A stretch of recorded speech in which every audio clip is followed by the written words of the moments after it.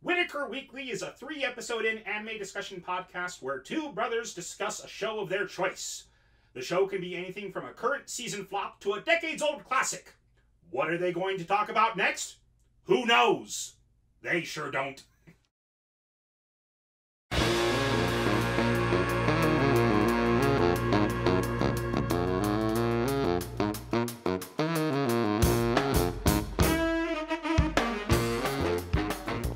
Andrew. I'm Lee. And this is Whitaker Weekly. Let's get right into it. All right, the news. First off, we missed recording last week. Sorry, we had some sickness again. And because of that, we weren't able to record. But things are looking up. We're feeling better, so we're back now. Real fast, and we this is something I wanted to bring up. We didn't really get a chance to really look into it, but last week was April Fool's. And in the gaming community, they always release some just absolutely incredible April Fool's jokes. Sure. One of them was, I don't know who did it. I'll have to look into who did it. But somebody released a pretty fun Photoshop of Hideki Miyazaki. I think that's his full name. He's the creative director for the Dark Souls games at From Software. And they said that during GDC, which just happened as well, he had a behind-the-doors preview of his next game, Dark Souls Legends, a free-to-play Dark Souls, what's that?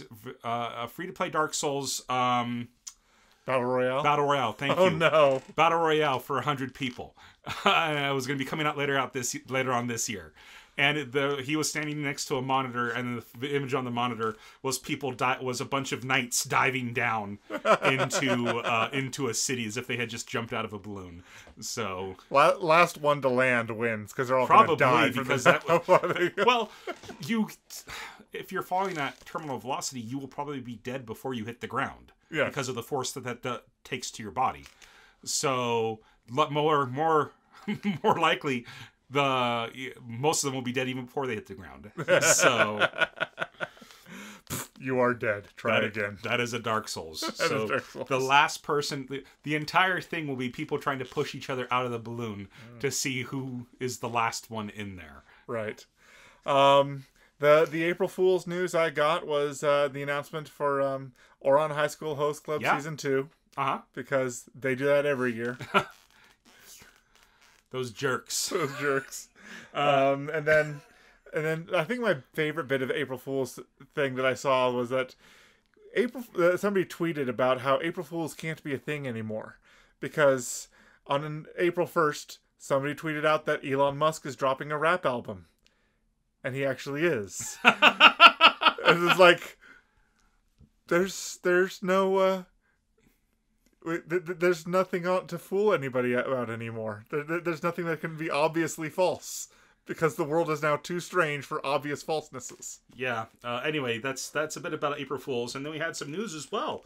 Last week, Gearbox Software officially released the trailer and a release date for Borderlands 3, and that release date is September 13th of this year. I'm very, very excited for it. I personally I've played all the games on the PlayStation, and I'm going to go ahead and keep playing them on the PlayStation just because that's where all my stuff is. Sure. But yeah, and then this isn't really news, but this is actually kind of, I guess it is kind of news at this point because like Know Your Meme and all this stuff already has tons of fan art of it.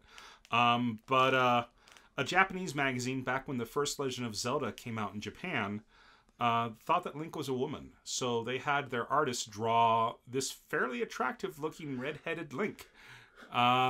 Slender legs and everything, long slender legs and everything. Just like, wow, that's a woman. So yeah, they thought, maybe they even thought that his name was Zelda. I don't know. It may have started from way back when. It may have.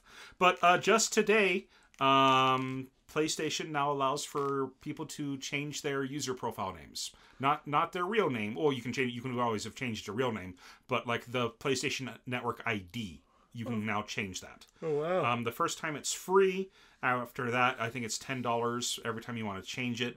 But they also said that there's issues with it. Not every game is going to be compatible with it, especially in games. Any game that came out before April of 2018, is not going to be fully compatible with it. So, Okay. anyway. Well, here's hoping you picked a good name when you signed up then. Mm-hmm. Okay, so that's it for the news. Let's go ahead and move into 3 episodes in. All right, and this week it was your choice. It was my choice, so I'm going to go ahead and read the description. And this week we watched Endro. In a land of Narrow Island, a land of magic and swords, humans and monsters live together. Once upon a time, there used to be a terrifying demon lord, but long ago, the first hero defeated the demon lord. The demon lord would revive again and again throughout the ages, but every time a hero would appear to defeat it. Now, these young girls attend an adventurer's academy to prepare them to defeat the demon lord that will one day rise again. This is the beginning of a laid-back fantasy life with no sign of the demon lord for these 4 who hope to become a party of heroes. Okay. So, this diabetes-inducing anime... I don't think it's exactly diabetes-inducing, but anyway. So we're introduced to 4 main characters, and their primary colors are pastel blue, pastel purple, yellow, and pink. Mm-hmm. And something that I noticed that I think is really kind of funny is their names, actually. Really? Are there puns or something? Well, not really puns, but first of all, Yusha, that's her name. The pink girl who's the hero, and Yusha is hero in Japanese. So her name is literally Hero. My name is Hero, and I'm here to be a hero. Exactly. I'll go save a cheerleader. Or my name is reference. My name is Yusha, and I'm here to be a hero. Yeah, and then the priestess, their priestess, the purple elf, the purple elf priestess. Her name is Seidan. Okay. Or Seda, I can't remember. But Sei is the Japanese word for holy. And she's a priestess. Okay. So she's a priestess named Holy One, May, basically. Or Mai. I think it's May. May is the wizard. She's the magic user. Magic user. May. And then Fi is the fighter. Or the warrior, as they say. A lot of thought went into these characters. A lot of thought went into these names, yeah. No, that was actually one of the things I didn't really like about the show, was just it was a little too tropey, but maybe they were playing up to that anyway for comedic value. Definitely playing up to that, especially, and we can go ahead and jump again, I guess, a little bit. During part of it, they're all trying to figure out who the leader of the party is going to be, because their teacher has told them you have to pick a leader. And what do you think? Do you remember what Yusha did on her turn?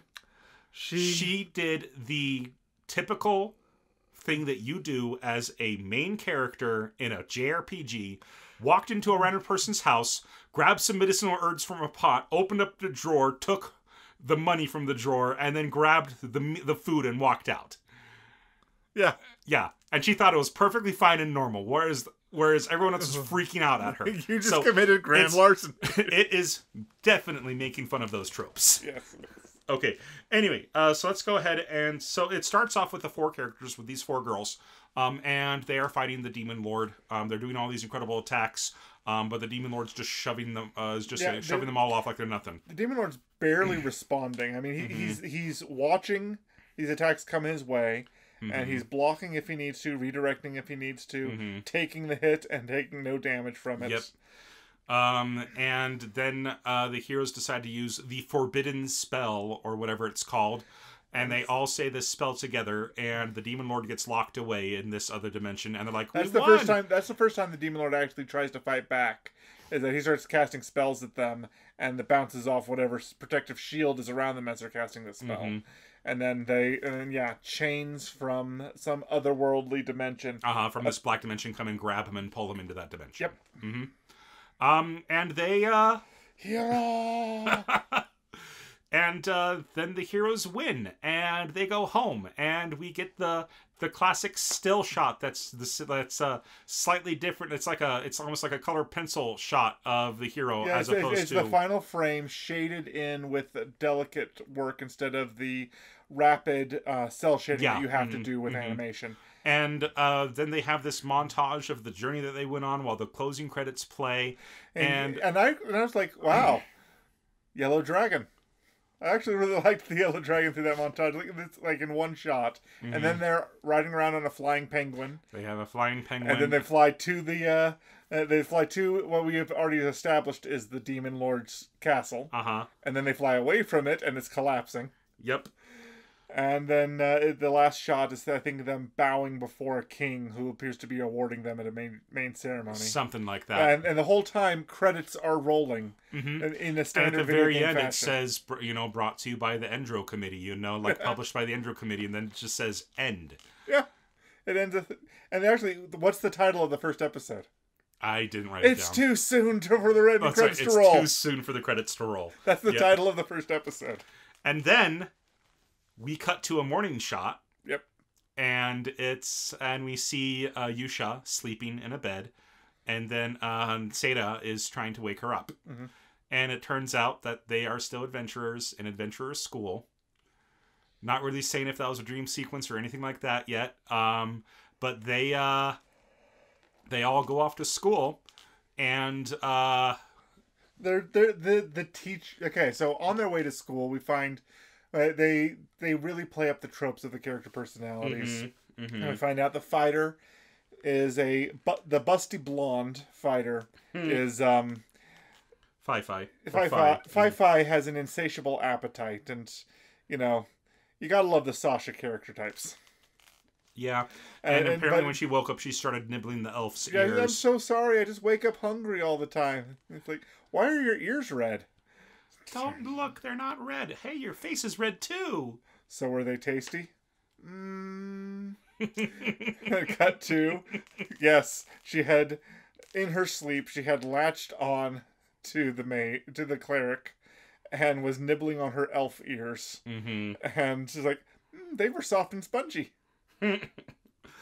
Anyway, so they get to school after we kind of meet the characters a bit, and the wizard is she's got the very, very bland personality kind of trope, the one where she doesn't emote very well. She doesn't emote very well, but you can always tell when she gets excited, because she starts talking more quickly. Yeah, when she was asked what it was like to be woken up this morning, I didn't sleep at all last night. I spent the whole night studying magic, and apparently this world uses cards. So it's like a Cardondo or something like that. Cardanto or something like that, yeah. And all of their stuff, their weapons come from cards, how she combines them, and she apparently goes into this otaku mode where she just starts rambling and doesn't stop. And actually, each of them have this mode, and they all ignore each other when they go into it.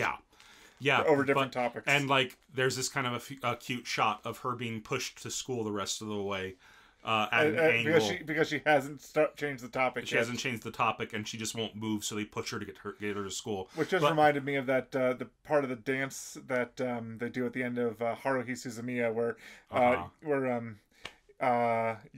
is it Yuki that gets pushed by Haruhi for a section of that? I've never seen Haruhi Suzumiya. Okay.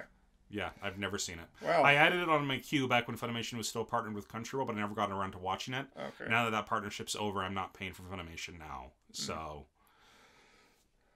Unless they want to... No.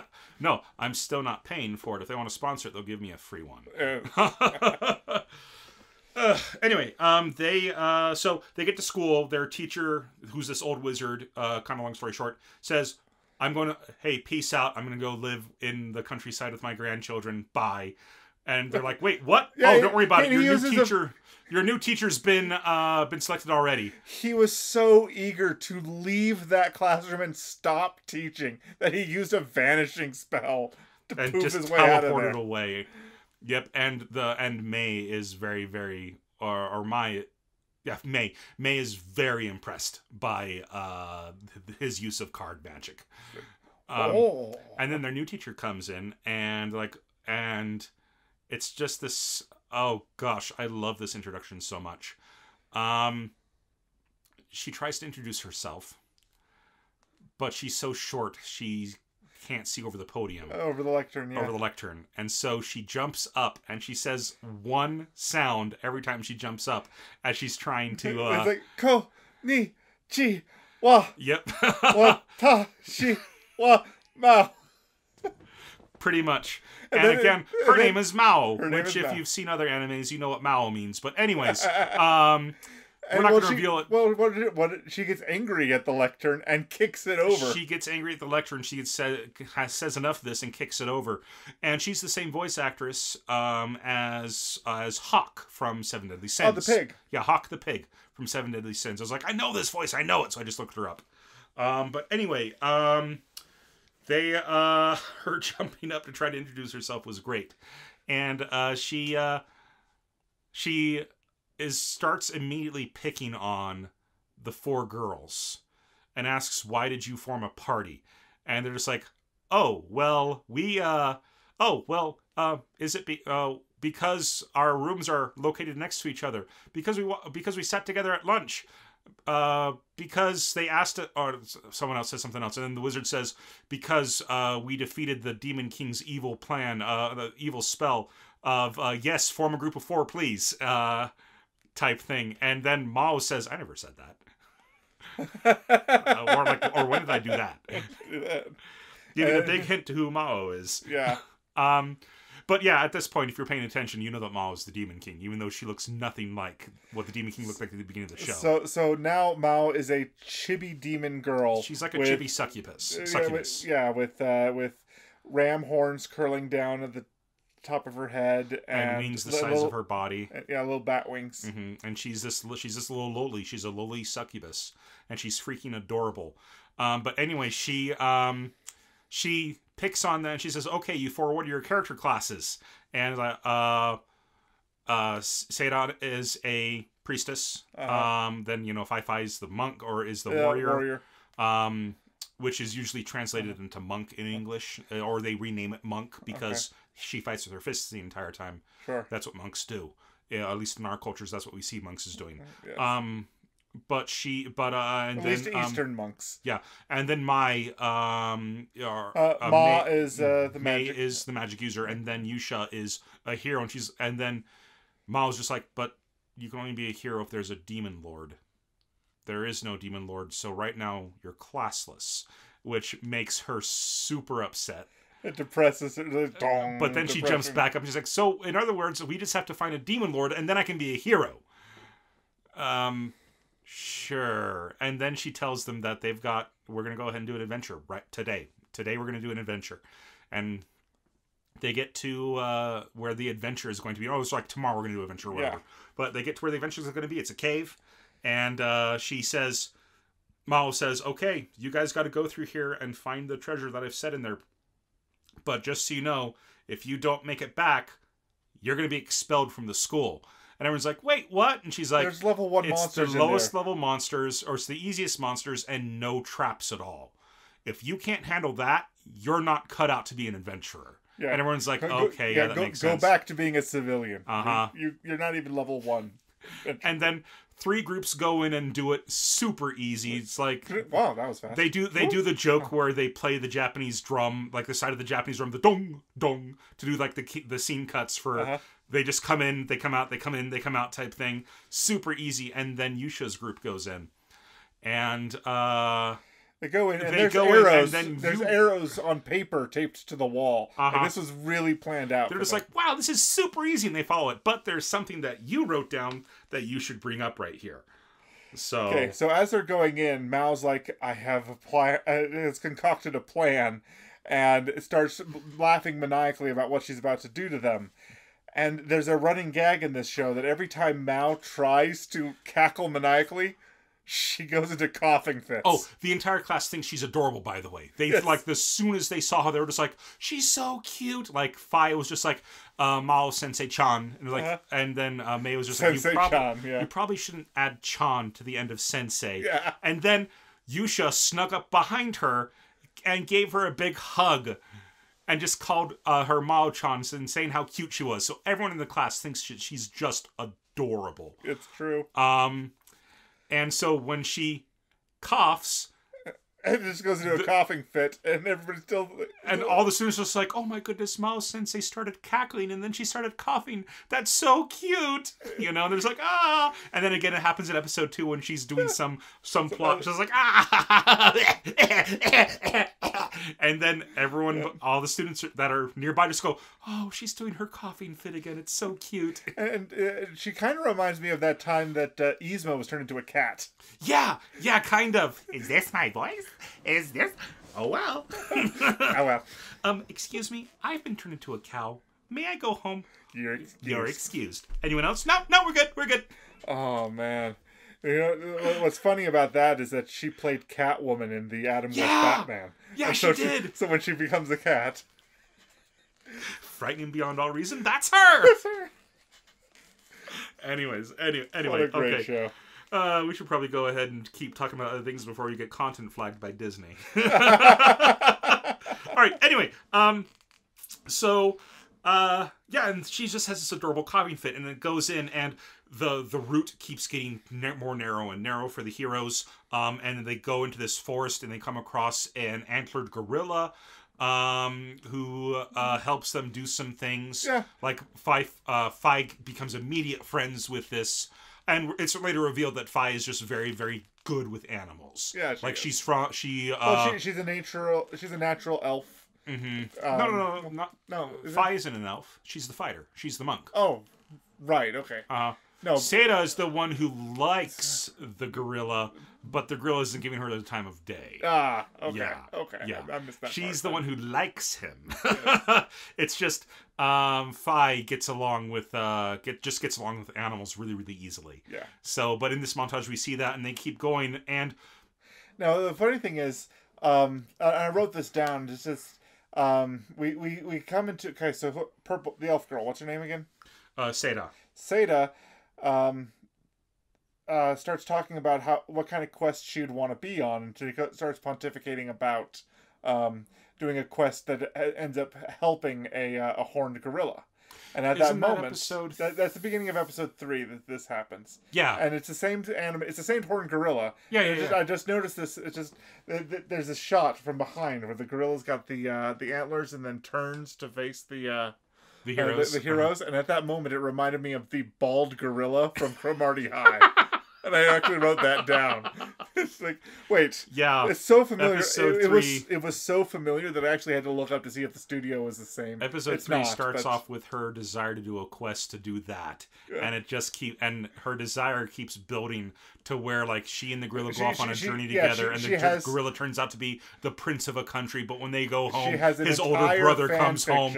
His older brother comes home and declares his intent for the throne. Therefore, the younger brother is ousted, and so he and I have to go over here, and we do this, and it's just this, and everybody falls asleep while she's talking about it, except for the cute little pet dragon. That's why I was saying with episode 1 with the mage just going off on a tangent is that they will all tangent and put each other to sleep. They will all tangent and put each other to sleep.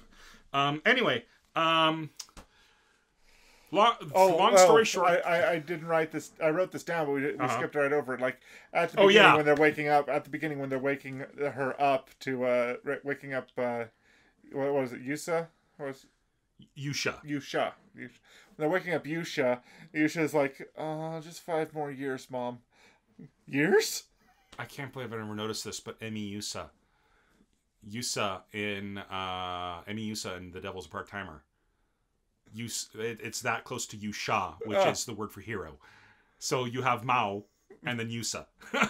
So it's still devil and hero. I'd never noticed that. Wow. And I'm that big of a fan of The Devil's Part-Timer. I never put that together. Well, yeah. Sometimes you gotta have different perspectives. Yep. Anyway, there you go. Another connection made. Give us The Devil's a Part-Timer Season 2, you plebes. Anyway, so yeah. No, say your thing. The where she was waking up. Did you actually say it? Let me sleep for 5 more years, Mom. 5 more years? Yes. Anyway, so... So they long story short, they end up in a prison cell. And the elf is super upset because everyone's like, hey, this sign is great. This is great. Let's go ahead and just follow the sign. And the elf is just like, this seems off. but she still goes with them. And then but she's like, they leave the cave. They're traveling through the forest. They go across the chasm. They're flying over a canyon. That's why I said long story short, because it's just a big montage, and now they're suddenly in a prison. And they're in a prison now. And then they and then the elf throws a tantrum. The elf throws a temper tantrum, and they're like, "Oh, don't worry about it. We're just fine. How is this just fine? We're gonna be expelled." And then the hero's like, "Oh, Yusha's just like, oh, don't worry about it. See, I'm sure there's a way out of here. Oh, hey, yeah, this stone right here." And this is the first time we see her incredible luck. Yeah. Like, she's like Cosma levels of incredible luck. Okay. She's like this stone right here, it seems off. The very first thing she tested, a stone just pushes in. And they're like, wait, what? That worked? And the floor collapses from underneath them and they all fall. And then they end up in a room that is, if you paid attention to the montage at the beginning, during the ending credits, I did air quotes there. Yeah. And this is, because podcasting is visual as well as audio. Yes. Yes. Anyway, they, that's the same room that they're all piled on each other on top of in that montage. That's one of their memories, is going into that room, which I thought was kind of cool. Yeah, it is. But we should also say that Mao, like when she gets into her cackling fit, we kind of skip this a little bit. It is because she then reveals that she is actually the Demon King from that fight. And the hero's spell went wrong and sent them all back in time, but she's the only one that remembers anything. Yes. So, and now she's going to use that knowledge to prevent Yusha from ever becoming a hero. They went to the forbidden magic so quickly, and then they screwed up the spell. Oops. Yeah, I mean, you get this great idea of probably what the ideal taking out the demon king is, but then you get the real story from Mao about how they're a bunch of screw-ups and they screwed up the forbidden spell and sent them all back in time. But anyway, true. It's so good. And anyway, she's like, and that's her plan. She is their teacher to try to give them impossible tasks to prevent her from becoming the hero. Yeah, either make them quit or kill them, or in some way make it so that... So far, she hasn't really tried to kill them. She's just tried to make them quit or to expel them. Because she did say in episode 1 that she doesn't want them dead. She wants them living their lives in misery because they failed. Yeah. So... excuse me. Anyway...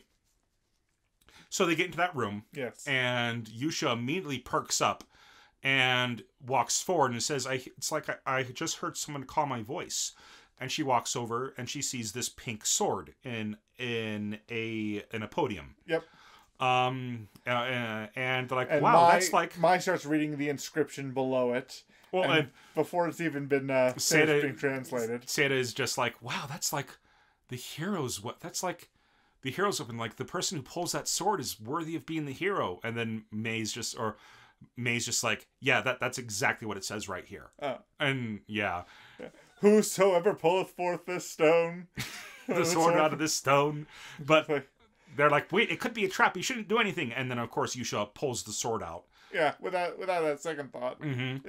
She now has a sword. And she's like, this is incredible. This is even lighter than that club I was using. She was using a club because she was classless. Yes. So she could only use a club. Yeah. But now she's hero class. And now she's hero class and she can use the hero's sword. But but May then continues to read it and says that the person who is on the hero's path will face great danger.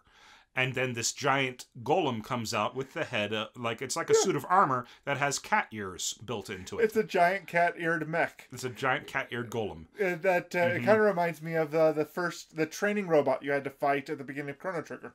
Yeah, kind of like a souped-up version of Gato. Yeah, or of Gato. But anyways, they fight.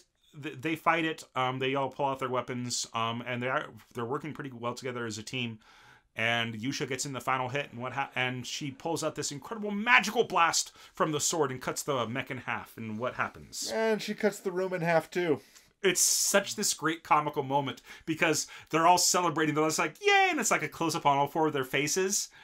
And then the beam keeps going, and then it cuts back on their four faces. And instead of going, yeah, it's ha, ha, ha, ha, as they realize that their roof is going to collapse on them. Yes, of this giant little area that they're in.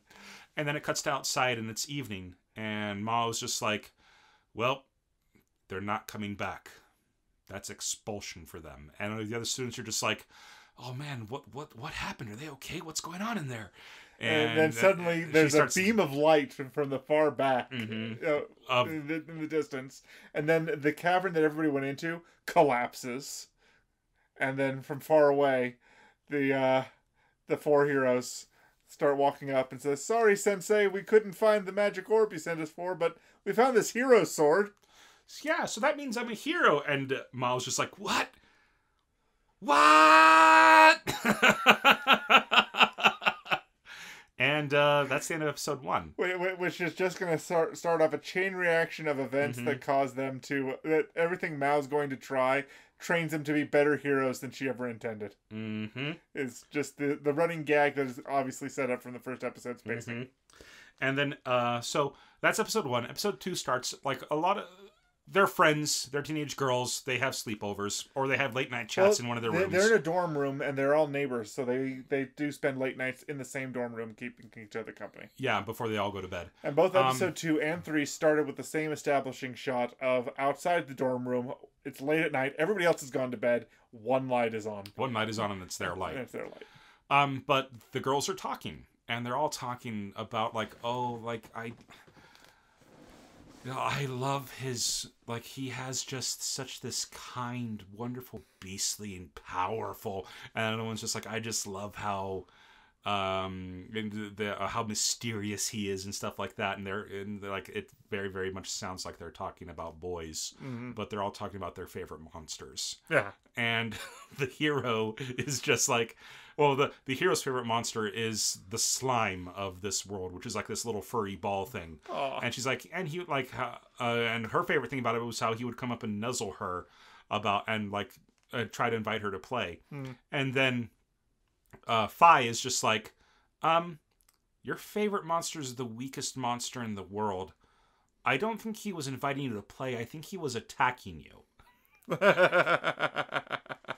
And the hero's just like, wait, what? No! And also, the hero has a pet baby dragon or something.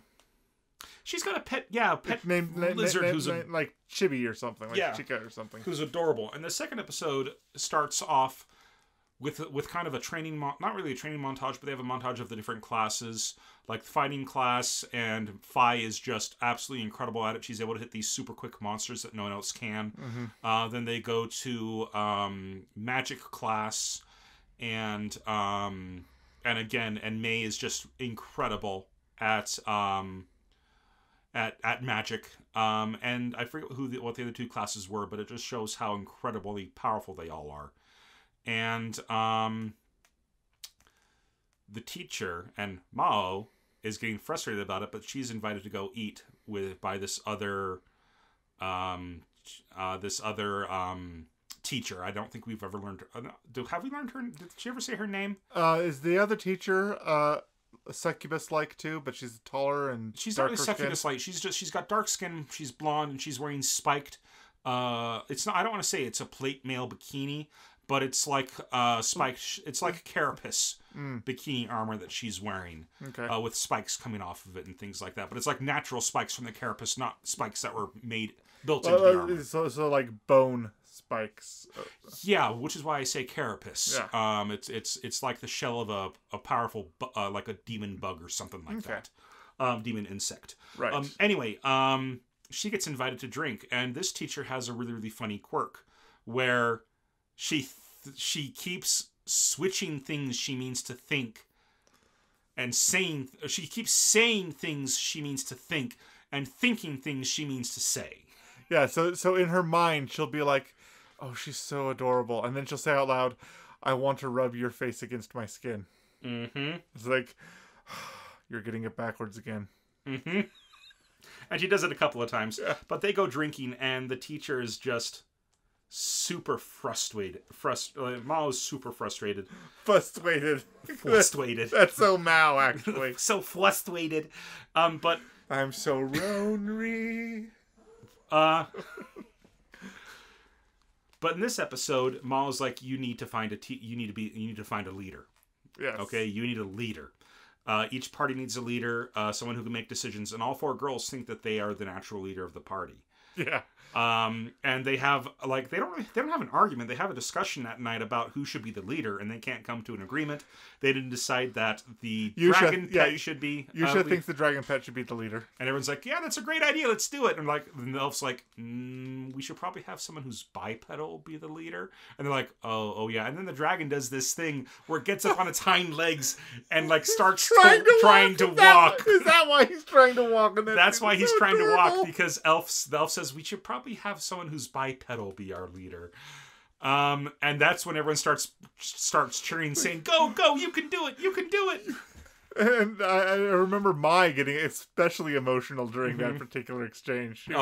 May was just like, "I can't watch," and then the elf again is just like, "No, you have to watch. We have to be witness to every part of this historic event." You're right. You're right. I must. And then he takes a couple of steps, and they're super happy. And then the next day, Maul's just like, "Okay, so who's your leader?" And they're just like, "Oh, he's our leader," pointing to the pet. And she's like, "Really? Really? You really?" Yeah, so she's like, doing "No, obviously he can't be your leader." Well, why not? I don't need to explain why not. He can't be your leader. The function of a leader is the ability to coordinate team effort between everybody in the team, and so that can't be the dragon. The dragon is your mascot, which is a good reason why Captain America is the leader of the Avengers and Tony Stark's the wallet. Yes. Tony Stark's brilliant and he's rich, but he doesn't lead. No.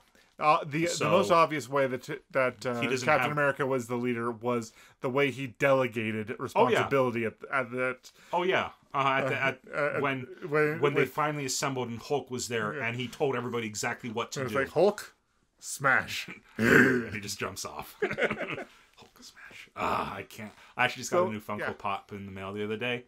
It's Thor hurling his axe at Thanos' chest. Oh. Yeah. That's an entire Funko Pop. That's a Funko Pop. I took a picture of it. Let me show you real fast. I took a picture and sent it to a friend. That's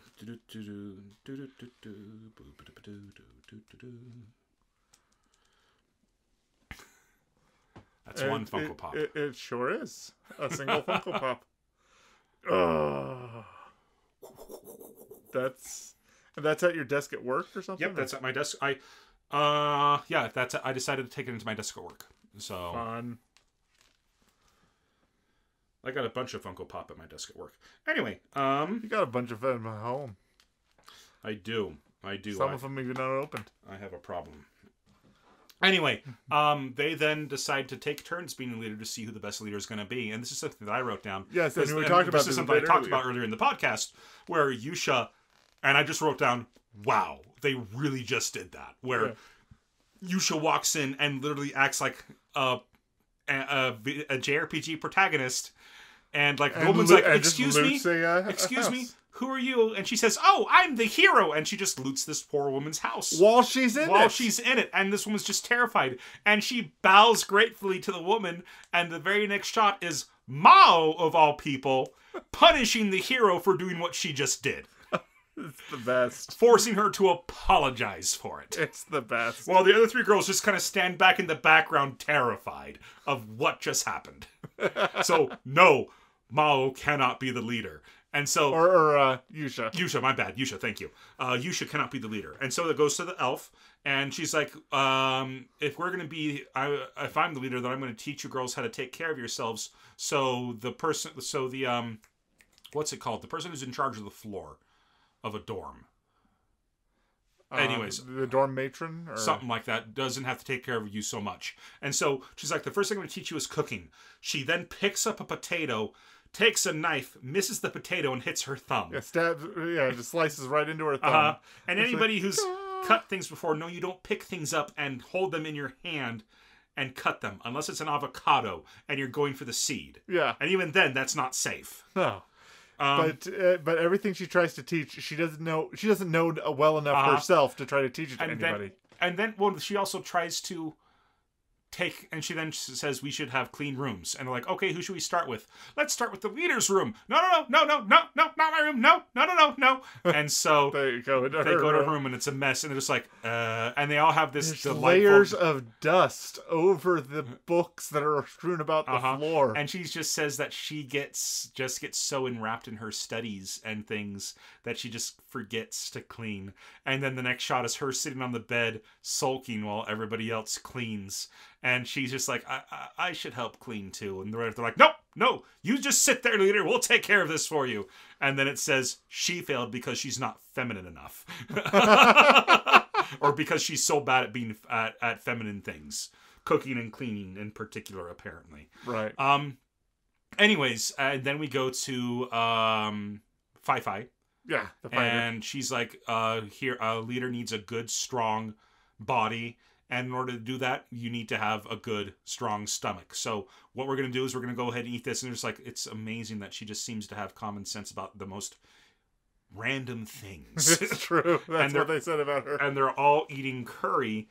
And the three girls, and they got big portions of curry. Portions of curry. And they got through about 3/4 of what they had. And she's gone through 12 plates and wants another serving. Yeah. And it's failed for eating all the food.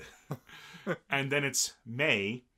And May is like, okay, as a leader, I will teach diligence and I will teach some other things as well, which is why we're going to stand in line all night long to get ready for the new rare magic card that's coming out tomorrow that's limited to 1 per person. And then it's the next morning and we see Mao again forcing her to apologize, and it says failed because camping out overnight is not allowed. Yeah. So they all fail. Every single one of them. And so they're wondering what they're going to do, and then they realize that they can all be leaders. Let's all just be leaders together. And they go to Mao, and Mao's just like, no, you can't do that. You have to have 1 leader. You can't have 4 leaders. And then they're just like, no, I'm the leader of being heroes. I'm the leader of sages. I'm the leader of fighting. I'm the leader of darkness. The shadow leader. And then Mao's just like, and she's just like, and then she gets a flashback. And she's like, they've always been like this. They've just been so wild and carefree. They have such carefree spirits. And she cuts back to when they first entered her lair, and the elf is chewing out Yusha because she is like, we were supposed to all link arms and walk in together. Then you just rushed it on your own. Why would you do that? I'm sorry, type thing. And then Fi is running around the room, just yay! And then she crashes into a pillar. Oh, I'm sorry, type thing. And they're all just doing their own thing. It's in this domain. There are pillars of crystal. So like these hexagon-shaped shards of quartz, huge things. And Fi runs right into one and cracks it at its base, and it just falls over. Mm-hmm. And she's just hand behind her head. Hey, sorry. I don't remember what May does, but the wizard's just like, enough! Or the demon lord's just like, enough, let's have our battle. And they go straight to using the forbidden spell. Yusha screws up on the incantation, and they all get pulled into this time vortex. And then she's just like, they're too carefree. I can't do this. This is like, if I don't stop them, the exact same thing's going to happen again. And we're all going to get pulled into that time portal again. And I'm the only one who's going to remember. Well, I quit being the Demon King. And she just, and this is after they've run off. Okay, this is after they've run off. Like good night teacher type thing. Yes. And she's just like, well, I quit being the Demon King. Hey, do you want to go drinking? Sure. And we don't see her in episode 3 at all. That's true. So episode 3 starts off with them in the room again, and they've been talking about how... Real fast, I did want to say, Mao's actually really enjoying being a teacher. You can see it, that she really likes being a teacher. Yeah. So, but anyways. There's something deeply satisfying about it. But no, yeah.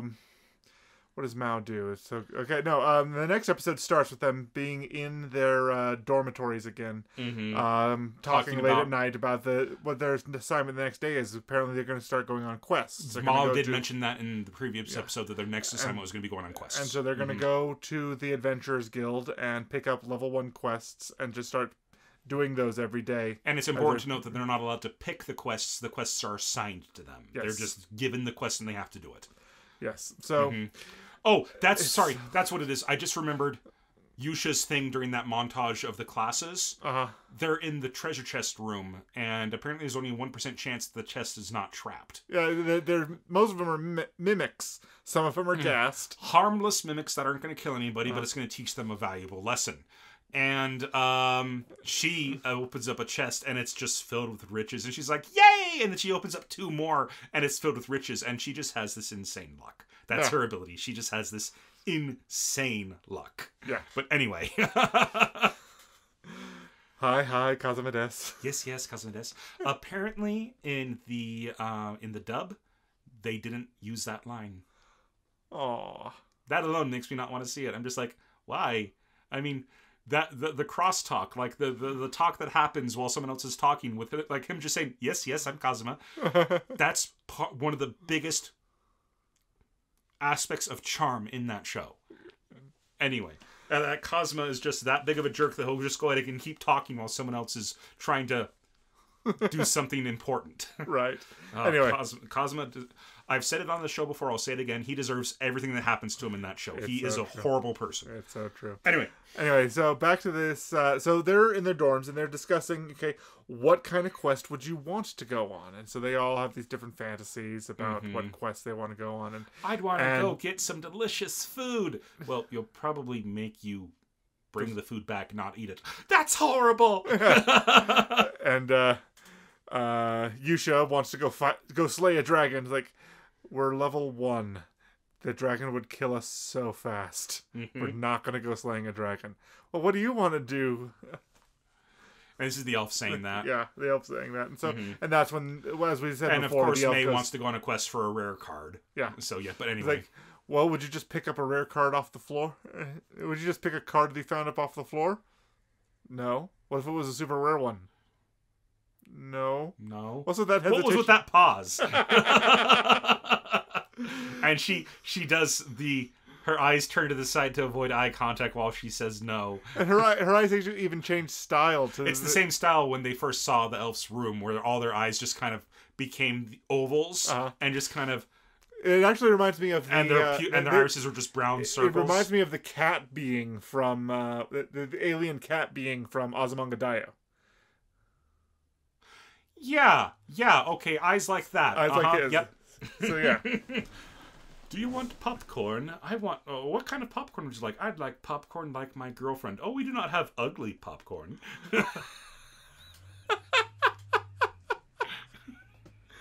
Oh. That's from the comic. That never happened in the show, but that was a 4-frame joke. I've read that before. It's come up before. I didn't know. We do not have... Yeah, that's the same cat from Azumanga Daioh. Okay. That's the cat god creature that just shows up every once in a while. The stuffed animal or whatnot. Okay. We do not have ugly popcorn. Anyway. Wow. Okay. Oh, I want to go home and watch Azumanga Daioh again. I need to see it at some point. Oh, you haven't seen it? We'll have to. I've seen bits of it. Okay, we'll have to watch it for 3 episodes in at some point. Maybe we do. So and we've already talked about how the elf goes on this tangent about what she wants to do, and everybody else falls asleep. Okay, so next day they actually go in to collect their adventure, and they're waiting in line. And quests are being handed out to teams of adventurers at a random rate, but they all seem to be pretty interesting. Like, go collect this item from this cave. Go do this. A red egg from a red iguana egg from the red ice caves or something like that. The red ice mountains. And then it finally gets to them and it says, go get a cat. Go find a cat. Okay. And then they go... And the next, can we request another one? No, you can't. Or I guess that's the next day. Yeah. But they go and they find a cat and they get paid for it. And they get handed a small bag of coinage. They don't show what kind of coins it is, but they're all incredibly beat up, and this cat is not happy being picked up. And being collected. And the next day they're like, go find a cat. That's their quest again. It's like, well, can we have another one? We just had that quest yesterday. Can we pick another one? These quests are randomly assigned, and you don't get a new one. If you want to be expelled, you can refuse. And they're just like, crap. And so they take it. And then the hero's just like, you know what? We're really good at this. I'm sure we can get this quest done super fast today. So why don't we take another quest? I mean, what's the chance it's going to be another cat finding quest? Cut to, she's out holding 5 quest logs. 5 quest logs. She's just like, ah. And they're like, who knew that we would get 5 finding cat missions on the same 5 finding cat missions in a row? And we the really should have stopped like, at 3. We should have stopped at 3. And then they come back with 5 cats. They do. And then the next day they're just like... Well, they say it's day 6. It's day 6 of this happening over and over and over they're just again. getting cats. And they're like, okay, we've accepted our fate. We know we're start getting cats. May has found a catnip magic card that she can use. And they have mastered the art of collecting cats. Well... that night they kind of start freaking out about it. Like, what are you gonna do? Like, what happens when the Demon Lord shows up and the only questing experience that you have is finding cats? This is the greatest scene in the whole 3 episodes. Both marked it down, and it's just this delightful. It's still better drawn than I could do, but it's very, very silly, childlike crayon drawings. Yeah, it's crayon illustrations of the event. Like, we are here to defeat you, Demon Lord. Oh yeah, what can you do? Every cute kitten we've ever collected, go! And the Demon Lord's just like, oh, look at my little sweeties. They're all so adorable. Now, quit being evil or we will take the cats away and you'll never see them again. No, you can't do that. I can't live without the cats anymore. Fine, I'll quit being the Demon Lord. Well, unbeknownst to them, the Demon Lord's already quit being the Demon Lord because she doesn't want to deal with these idiots anymore. She's just going to live a nice, peaceful life. Yes. And it's like, the elf's like, this is surprisingly peaceful. This is surprisingly peaceful. Yeah. And then the next day, they're just like, okay, we've got all these things. We know, like, you're good at tracking cats. You've got your catnip spell. We're going to go ahead and take care of this. And then they get a quest that is, go find some silver moss in the Moonlight Cave. That's a long name for a cat. It's not the name of a cat. It's the name of your job. Go find some silver moss in a Moonlight Cave. We're not getting cats. And they're so overjoyed by it. Yay! And so they get their quest and they start getting ready for it. And then this little girl walks by in tears, crying, and then she sits down by a fountain and just weeping openly. And they go to see what's wrong. And apparently, this little girl lost her favorite cat, her cat that she's had since she was a baby. Cat just disappeared. Little cat named Michael was a white cat with a black spot on the tip of his tail. And they said, we will find your cat for you.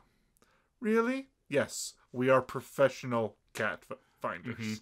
And so they go and they try to find the cat, and they go really far following this cat's trail. They start asking questions, and apparently the cat, every time the cat gets to a new location, something bullies him away, and he doesn't backtrack. He can't get home. He keeps getting bullied further and further away from his home. And so people seem to have witnessed this cat over and over again until they get to... Well, and so now they end up camping out overnight. They have to camp out overnight because of it, yeah. They end up camping out overnight, and they're like, okay, well, let's camp out. All right, let's go ahead and make dinner now. And so they all pull out their cards, because cards are apparently also how they carry their equipment and stuff like that. Yep.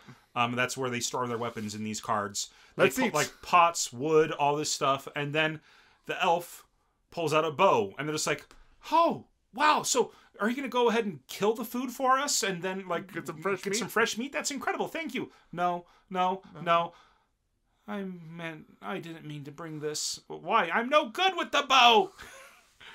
I brought it by mistake. I meant to bring the food. And then Fi-Fi's just like... Fi-Fi turns evil. Fi-Fi goes, no food? You didn't bring food.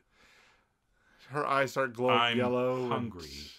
And the thought of not having food makes me hungrier. And they're just like, no, it's okay. Look, I'll just go to the town and I'll bring food and I'll be back by morning. And Fi-Fi's just like, that's not good enough. I need food and I need it now. And then it cuts, and then she's nibbling on the ear again. And she's kind of just like, yum, yum, yum, yum, yum. She's not biting it or doing any real damage. She's just kind of sucking on it and nibbling on it and stuff. Well, as we find out... and Yusha's gone off to get food. May has a magic card that is titled the Feast of Legends. There is a spell in D&D 5th edition called the Hero's Feast. You can it takes a gem-encrusted bowl worth 1,000 gold pieces. And in D&D, if one of the components has a money cost to it, you actually have to buy that component and use it. And then once you've used it, it's gone. Right. You eat it, and then everybody sits down and they eat for an hour. They spend an hour eating. When you finish eating, you gain, I think it's like 2d8 temporary, or 2d10, something like that, temporary hit points. You are immune to poison. You get advantage on certain saves. It's a very high level, really, really good spell. Okay. I'm pretty sure that's what it's inspired by, but anyways. But so yeah, Feast of Legends. Feast of Legends. It's a high level, it's a ultra rare card, and she would rather die 1,000 deaths and be buried in the miasma of darkness in the something like that than ever use this card. And so they're sitting there. The elf's getting her ear nibbled on uncomfortably. They're waiting for Yusha to get back with food. It's like, can you please use that card? No. And the next day, they all start adventuring again after they've eaten and stuff like that, and they make their way to it. They kill a spider monster that's super weak, and then they get to they find a. I think they killed the spider. They killed the spider monster. They don't kill it. They don't kill it. They do enough damage to it to get it to run away, and a chest appears. It just seems to be the running gag that they don't ever kill anything in this show. That might be what it is. They just reduce it to like 0 hit points. Then it has a runaway animation. Something like that. It runs away and then it leaves it. I thought it turned into the treasure chest. That was my assumption. Yeah, well, but it runs away and then poof, there's a treasure chest that it left behind. And then Yusha picks it up. She's like, "Yay! Treasure chest!" Opens it up. Oh man, another one of these weeds. That's a medicinal herb. Man, those things are disgusting. Of course they are. It's medicine. I can't eat that. That's not food. Of course not. It's medicine. That stuff tastes gross. Yeah, it's medicine. But anyway, the next day they get to this tower, and inside the tower they fight a different color of this monster. Before they get to the what happens in the tower is actually pretty funny. Is that they they go to the tower, and there's an NPC standing there, saying "Welcome, travelers," and then they're like, "Welcome, travelers. This is the tower of the Great Red Arachnid, the Great Red Spider, or something like that." And then it cuts to a couple dramatic shots, and it goes, "Oh, have you seen a white cat with a black tail? Yes, a cat matching that description has made it to the top floor of this tower. Oh, okay. And so they go in, and the place is littered with there's glowing eyes peering out from every dark corner, and there appears to be lines associated with wire traps everywhere, and the elf is very concerned about traps and what's going on. And Yusha is like, well, the guy out there says he saw the cat at the top floor, so clearly it's got to be pretty easy getting to the top floor, right? And so she goes and lays her hand on a wall, and once again, luckiest person in the world, finds the one stone that opens up the one door that happens to be the staircase that bypasses all the monsters and takes you to the top of the building. Takes you to the top of the building. But she touches it, but the wall doesn't slide open or anything. The wall just falls over, and she falls with it. Yes. And then they go up and they go to the top, and that's where they come across the red spider. And it looks the exact same as the other one. Oh, it's a recolor of the spider we fought earlier. They say that. They say that. That's the words they use.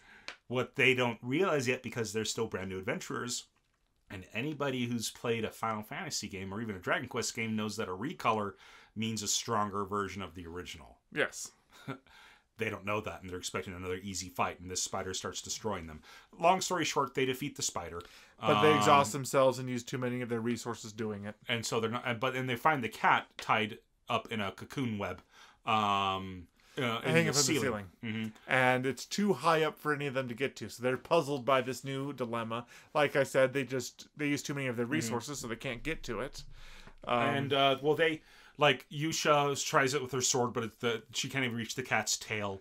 Fi tries walking up tries climbing up the wall, but she's too tired and she falls down. And then May, she doesn't have any spells that will help at this point. And then finally, Seda is just like, fine. Don't tell anyone you saw this. And then she backs up and she pulls out the bow again. And they're just like, wait, I thought you said you weren't good with bows. I lied before. The fact is, I'm nearsighted. And she puts on a pair of glasses. And they're the kind of pair of glasses that Melvin had. Yes, the Melvin glasses. The Melvin glasses from Sailor Moon. Where it's got the swirl on them. Yeah, they're so thick you can't see her eyes through them. They're just She's like, I spent so much time reading that I'm nearsighted now. And she just pulls back the arrow and in one shot, just pop, cuts through the silk holding the silk holding the cat there, and the cat drops and they catch the cat, and then they bring the cat home. The girl's super happy, like, great, that's another quest completed. Wait, no, that wasn't our quest. We haven't finished our quest yet. We gotta go, go. And so they run off, and that's the end of episode 3. It is. It is. That's how episode 3 ends. They volunteered to actually help a citizen with an actual problem. With the cat, with a missing cat. cat. It's like they spent a week, 6 days doing cat quests. And on the 7th, they had something new, and they did a cat quest that took them 2 days. 2 days to complete that, and no reward beyond the smile of the little girl. No bag of gold, nothing. They got nothing from all the resources they spent trying to help this little girl's cat. Yep. Okay, so that's it for that show. What are your final thoughts on it? It's really cute. I still don't know if I can get past the tropiness of it. I mean, maybe I'll continue. The tropiness is part of the humor for me. I found, like, they're poking fun at those tropes. So, but for me, I think it's worth watching more of. I like it. Okay. I like it. I don't know if it's my favorite comedy ever, but it's charming enough to keep my interest, and Mal is freaking adorable. And I just love, and I've already told Lee about it, our friend Lee, who, she is an evil overlord, but she's small and cute, and she's like, we never suspect the small cute ones. And I told her about this show, and she thinks that it's a great idea. So, anyway, yeah, I'm planning on watching more, but anyway, so, that's it for Endro. What are we watching next week? All right, next week we're doing episode 49, and we'll be watching Key, the Metal Idol. Dun, dun, dun. So I've been really enjoying shows like Psychopaths and Erased and Serial Experiments Lane and things of that vein, and so I went on to my anime list, and did a search for anime that was in that same vein, and found that Crunchyroll has a title. Key, the Metal Idol was a show that aired between December 94 and June of 97. It had 15 episodes, and here's the description on Crunchyroll. It reads, her classmates at school called her Key, as in the key to a strange mystery. Key's grandfather, in quotes, was a kindly old scientist wanting to use his skill in robotics to create peace and love in the world. But when that kindly old scientist passed away, poor Key was left behind, lacking even the ability to smile. There is still hope, however. A message left behind for Key suggests a fantastic possibility. Could it really be possible for Key to become a real live human if she can only win the love of 30,000 people? So it's like Pinocchio the anime. It sounds a little Pinocchio in its premise. Okay, cool. Sounds interesting. Yeah, the art style definitely screamed mid-90s. Okay, in terms of what it looked like. Awesome. Well, that's the first 3 episodes. We'll watch the first 3 episodes for that next week. Sounds good. Okay. All right.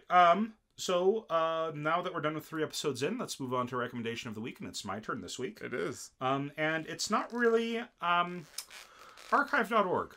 Okay, I came across this online the other day, and I checked it out, and it seems completely legit from everything that I've seen. Mm-hmm. This site has over 4,000 free MS-DOS games that you can play in your browser. So I just wanted to go ahead and give that a shout out.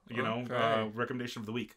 It's just a massive library of old school MS-DOS games. And for our younger listeners, MS-DOS is a language that predates Windows. It's a command line. It's a Microsoft.